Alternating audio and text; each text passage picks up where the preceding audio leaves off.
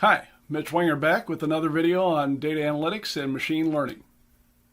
In this video, we'll review data visualization and design.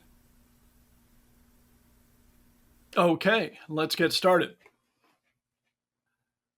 Now, when you're working with visualizations and especially dashboards, the context is going to be important.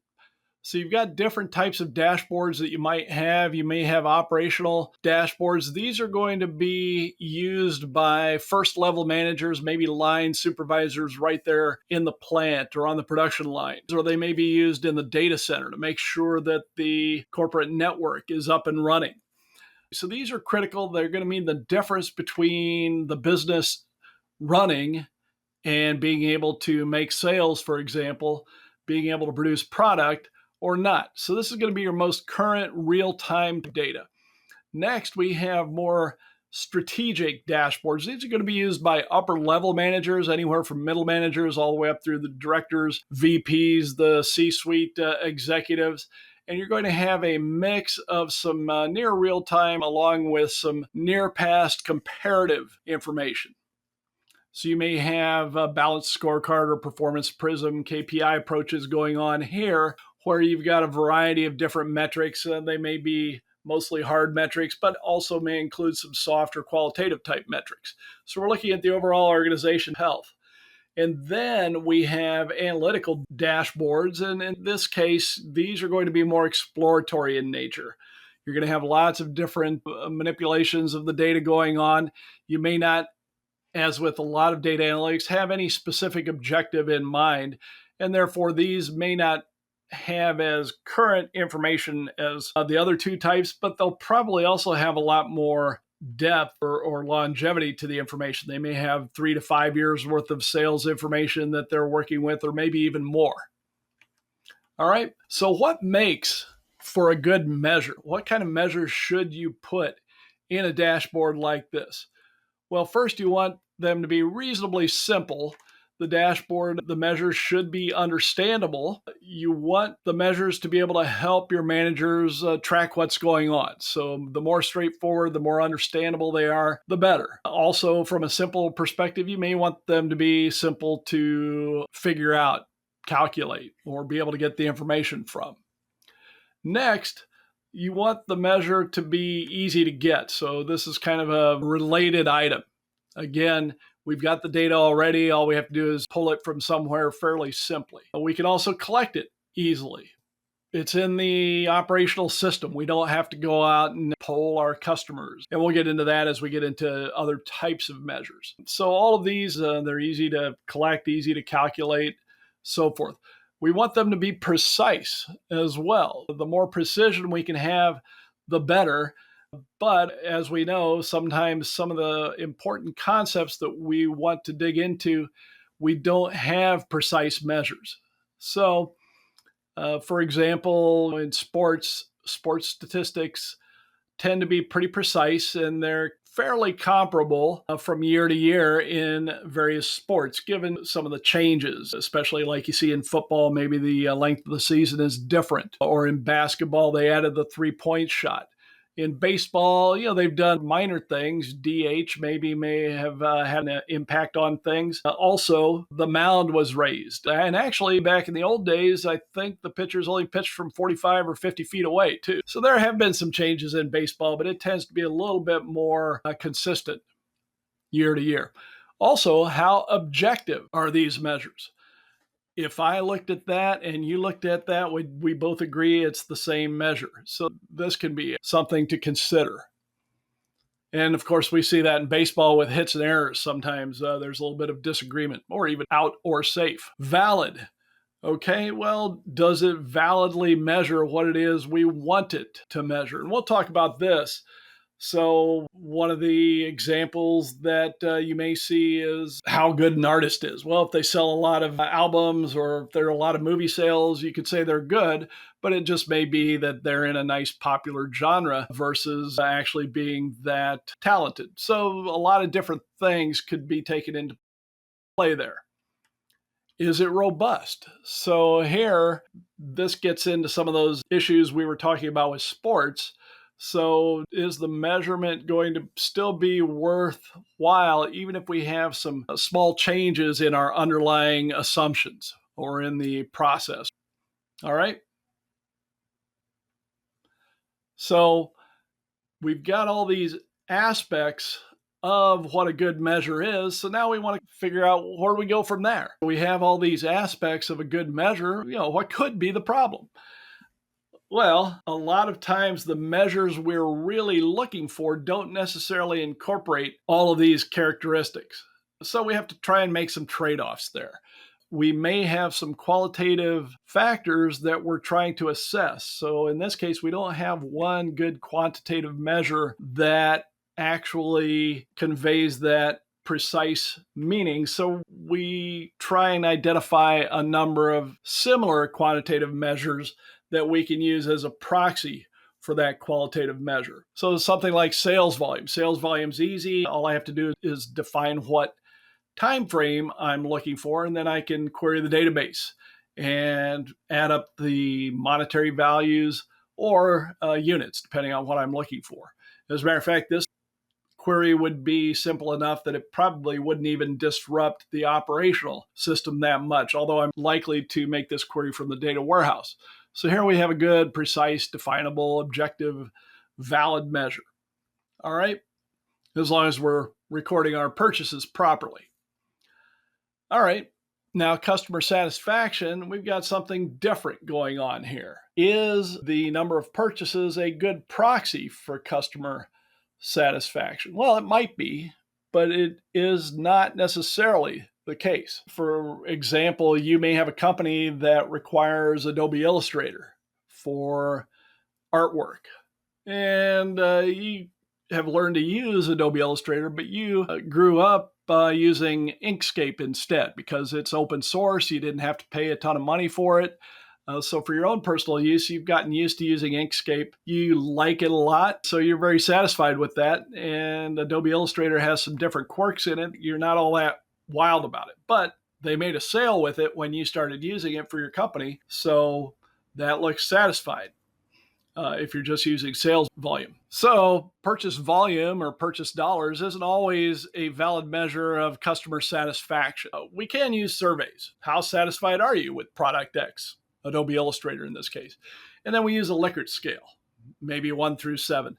Now, is everyone's 2 going to mean the same thing? I'm one of these guys, it's going to be tough to get a 7 out of me. I might give a 6, but there's always something you can do better. But collecting survey data also is more costly and time consuming. You have to consider the fact that different scale answers may mean different things to different people. So in this case, we're going to collect measures on different items and ask them slightly different questions or tackle the concept from slightly different directions and pull those together. And that's real similar to the way psychology researchers use multiple items to represent what they call a latent variable, such as happiness or sadness. We can't really measure happiness in someone.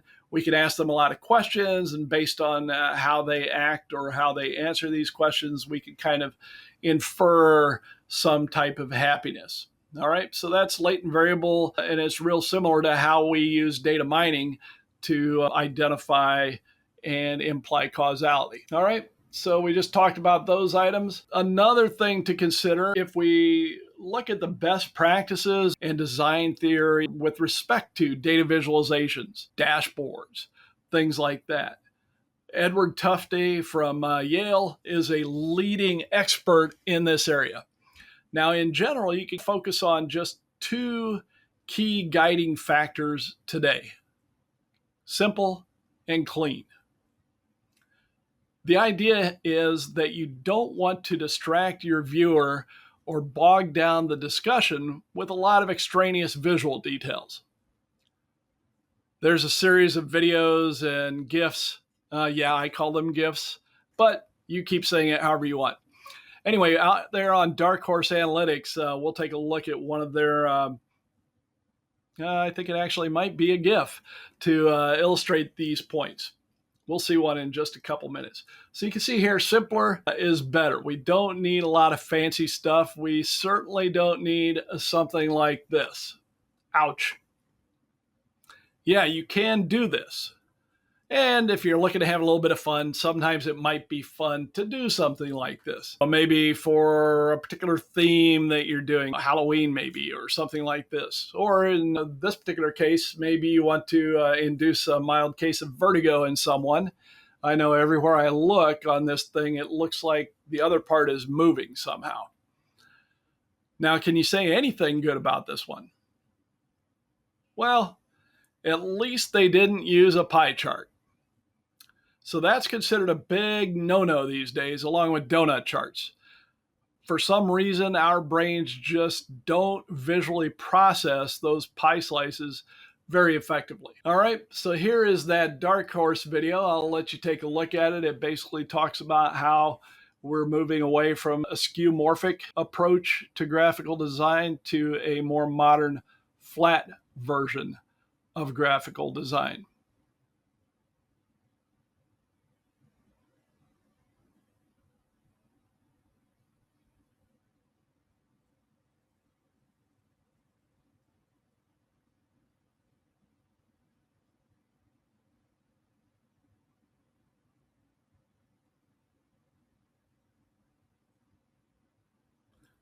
So for the most part, you want to keep the focus on the data and your story, not the presentation of the data.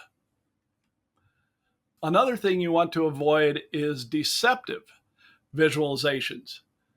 Scaling is one, especially for line charts. You'll often see these in financial reports like on CNBC or on Bloomberg TV, where you've got a non-zero XY intercept, which makes the movement that you're looking at seem a lot more dramatic than it really is.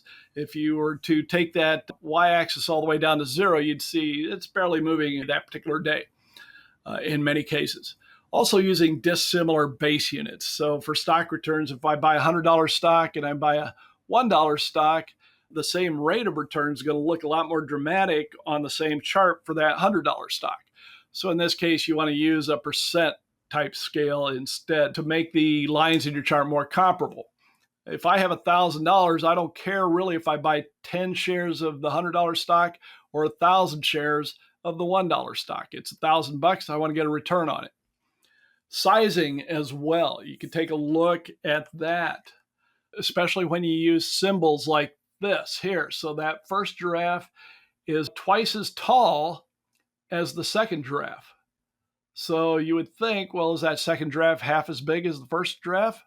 Well, it's half as tall, but at the same time, it's also half as wide. So it's really only a quarter as big as that first giraffe. And that's something to be careful with when you're using images in visualizations, because our brains are not going to perceive that as 50%. So where do you put things in the dashboard? In general, you want your dashboard to be action-oriented. You want to highlight the most important things at the top, and you can work your way down through the dashboard into important details, and then finally other supporting data, general measures, and things like that. Now, if you're using an approach like balanced scorecard, well, then the scorecard perspectives your organization has defined will likely inform how you structure your dashboard. You want to provide some context as well. You can't make things too simple. So you know that you need to at least provide some scaling information on those y-axes in a line chart or a bar chart for that matter. You want to present your axis intercept. What other things do you need? Time frames, maybe. Are we looking at a week's worth of sales, this quarter's worth of sales, this year's worth of sales? Comparison values. You may want to look at what your target is, your budget, last year, etc. Last time we ran this particular campaign. So you want to make sure you provide a little bit of context so that we know how does this compare or how are we doing versus our target. And modifying your dashboard. Dashboards will change over time. So you can think about this balanced scorecard again here. Your strategy map and your key objectives are going to change over time. Therefore, so should your KPIs, your measures, and even your dashboards. So depending on how you structure your dashboards, if you're using a balanced scorecard or something like that, and how you roll out your dashboard changes, you may introduce new measures down at the bottom right, along with links that allow someone to find a full explanation. Hey, what is this new measure? Why did it pop up? What does it mean? Hopefully, you're not just popping these things in as surprises, and there'll be some user input into the dashboard. But it's good for something new to give them an opportunity to fully explore it. Also, you should measure how often your dashboard items are used. There are lots of different ways you can do this. Click through, hover time, display time on the screen, things like that. All right, so that should give you enough tips to get started. That's it for our overview of visualization and design theory. I hope you found the video useful. Be sure to check out the other videos available in this series.